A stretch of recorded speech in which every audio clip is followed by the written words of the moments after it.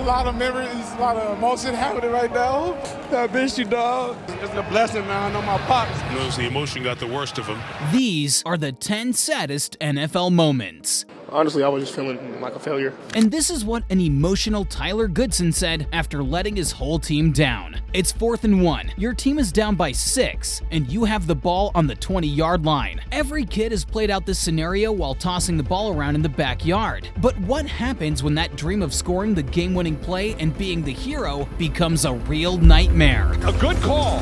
They've got an opportunity here. If Minshew just lays that a little bit more, a ball that could have been caught. But Goodson, he's trying to adjust, not able to secure it. This is what happened to Bro after a pass slipped through his hands and fell to the ground. The Colts were eliminated from playoff contention as a result of the loss, and Homie was going through it after the game, visibly tearing up while vowing to never let something like that happen ever again. Damn. A player getting depressed is just sad to see. But what happens when even the head coach starts tearing up after losing too much? When you see your players give all that they have and you lose that way, it's tough. Dan Campbell's head coaching tenure in Detroit got off to a rough start, as the team went 0-10-1 through the first 11 games. However, there were bright spots, as the Lions were competitive in most games, including several nail-biting losses that came down to the wire. But after one such loss in Week 5 on a last-second field goal, in a game the Lions led most of the way, Campbell just had to let it all out. He couldn't hold back the tears at the podium post-game, saying they would ultimately be a better team for it. His statement has aged well, as the Lions are now back to being legit contenders in the NFC. But what happens when a moment gets so sad, it made some fans want to wish that an NFL player had died? The Bills just seem to be the team to have the most saddest losing moments. 5 Super Bowl appearances, 0 rings. I mean, damn. And this goes all the way back to the early 90s, and Scott Norwood's missed 47-yard field goal attempt at the end of Super Bowl 25. The franchise has just been going through it. And even in recent years, the Bills have been on the receiving end of playoff losses against the Chiefs, year after year. But in 2024, Bills Mafia really believed that this was their year, and in the divisional playoff game against the Chiefs, it was a tight battle. But the whole fate of not only the Bills season, but legacies and the spirits of some players' careers rested in the legs of Tyler Bass. Norwood, look at Scott Norwood. Oh no. So, when the ball was snapped, the snap is good, the ball put down, the kick is up and no good! Wide right! The Bills kicker missed a field goal, wide right! Jubilation for the Chiefs sideline! 1:43 to go! the spirit of Scott Norwood must still live on in Buffalo, as kicker Tyler Bass missed a nearly identical 44-yard field goal that would have likely sent their AFC divisional game against the Chiefs into overtime. To say that the Bills fans were heartbroken would be an understatement. The entire city was devastated. I don't even know.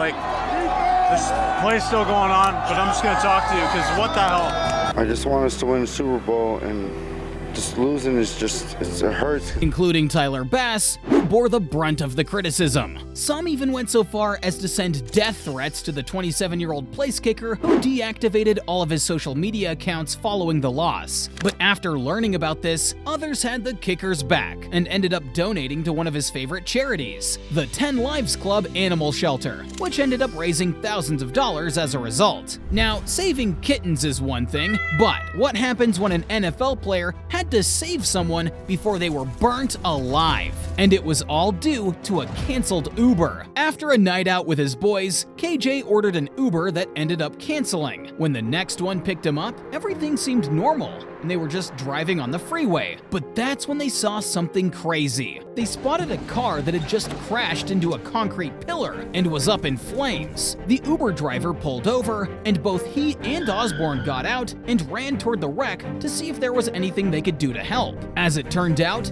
the driver was still inside of the crashed vehicle, and that's when Osborn, his Uber driver, and 2 other first responders on the scene were able to pull him out. Like Osborn said afterward on social media, he was in the right place at the right time, which saved a man's life. Sometimes a setback is just a setup for a major comeback, which is something Eric Berry knows a thing or two about. Few, if anyone, would call cancer a privilege, but that's what Eric called it after battling back from a Hodgkin's lymphoma diagnosis in 2014. To be honest with you, it was a blessing at the same time because I learned so much. At this time in his career, Eric was no stranger to adversity, having missed 3 of his first 8 seasons in the league with various injuries. But this was completely different. After going through therapy and exhaustive workouts for 7 months to get back in game shape, Barry came back for the 2015 season in a big way.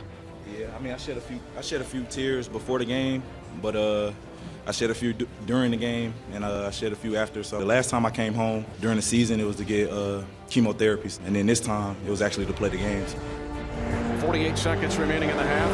Fires it over, intercepted by Barry.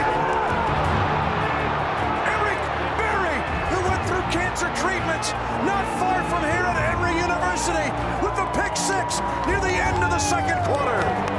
And throwing intercepted in the middle of the field by Eric Barry. Barry to the 20, the 10, the 5, touchdown Kansas City. The Chiefs with their 6th return touchdown this season.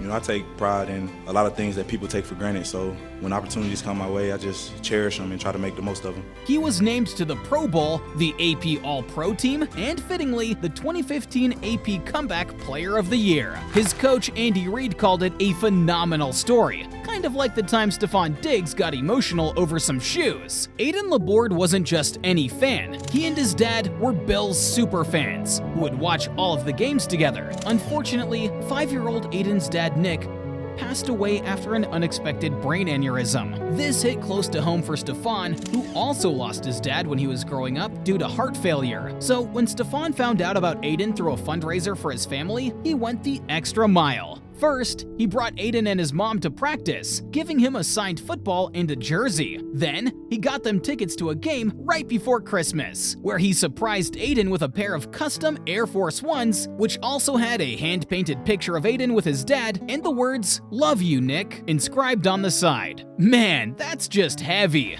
But not as heavy as knowing that an entire football team might be cursed. And he wouldn't let go. Parsons in a lot of trouble.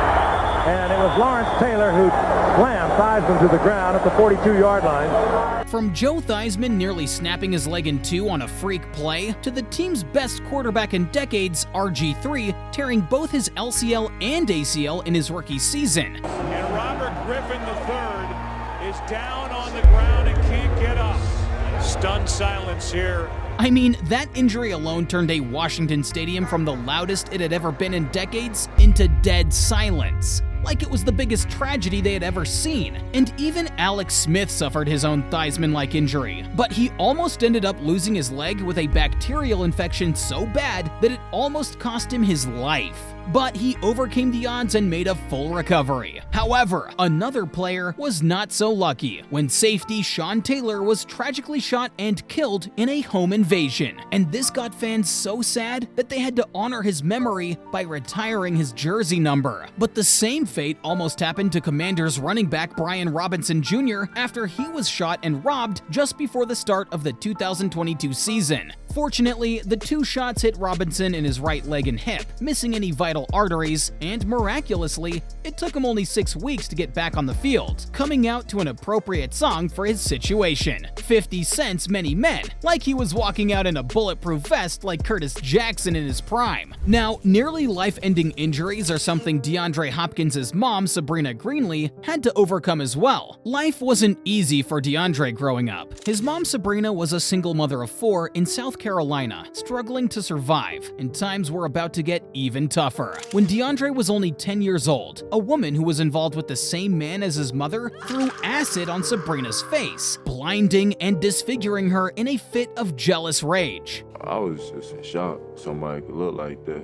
It was scary, honestly. This meant that DeAndre would soon shoulder more responsibility in his teens than most adults, and began caring for more than just himself. The motivation to better his and his family's lives made him excel at the high school and college levels to the point of being an NFL prospect by the end of his junior year at Clemson. Although Sabrina permanently lost her eyesight as a result of the attack, she's doing much better nowadays. Thanks to DeAndre being one of the highest paid wide receivers in NFL history, she's been able to start a non-profit called SMOOTH, which stands for Speaking Mentally Outwardly, Opening Opportunities Toward Healing. And the organization's mission is to assist other survivors of domestic violence. A movie about her life is now in the works, and she always gets the game ball every time her son lights up the scoreboard, which is a lot. Seeing your parents struggle is one thing, but having your sibling's life get taken is another. This is what Tampa Bay Buccaneers linebacker Kwon Alexander had to go through less than 48 hours before taking the field for a game. Kwon and his younger brother Broderick were best friends growing up, who were always there for one another. So when the Bucs were going to play the Falcons in Week 8 of Kwon's rookie season, Broderick and the rest of his family planned to come see him play,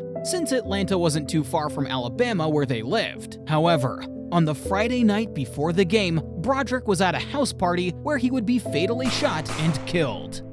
When Kwon got the call with the tragic news, he broke down in his hotel room and didn't sleep for the next 48 hours. After collecting himself and reflecting, Kwon decided to suit up and play anyway, as that is what his little bro would have wanted, and he made him proud. Kwon had the best game of his career up to that point, racking up a game-high 11 tackles and getting the game ball, which he dedicated to his brother. This guy here did today, guys, that's something special.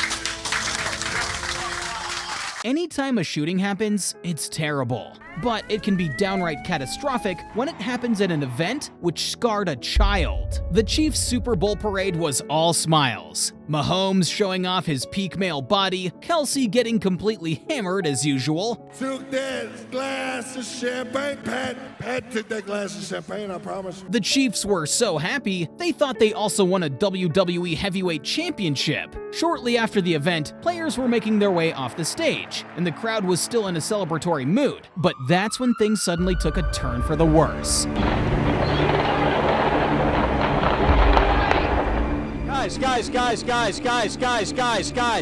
something's going on. In the crowd, there were some dudes armed with guns who had gotten into a heated exchange. Shots rang out, and it was chaos. Right now, it's unclear how many people were shot and how many were trying to escape the chaos. Chiefs offensive lineman Trey Smith was caught in the middle of the shooting that wounded at least 33 people and killed one. But as he was being escorted by security to the team bus, he took as many bystanders with him as he could, including one frightened young fan. 9-year-old Joey Borgonzi was visibly shaken up by the chaos, and the only thing that got him to calm down was the custom Chiefs WWE Championship belt. The belt belonged to Trey, who was rocking it during the parade. And as a huge wrestling fan, Joey's attention was immediately drawn to it. As Joey tightly clutched the title belt, Trey told him he was the heavyweight champ, which for a brief moment made him forget about what was happening outside. When the bus ride was over, Smith gifted Joey the championship belt as a reminder that he could do and overcome anything. But what makes this even sadder is that we now live in a time when we cannot have a gathering that should be full of joy without the thought of it being destroyed by acts of senseless violence. And without getting too political here, or pretending that I'm some expert, I'm just going to leave this up. Mass shooting, media extravaganza, thoughts and prayers, social media gun debates, no one actually does anything, then we go back to normal until it all happens again.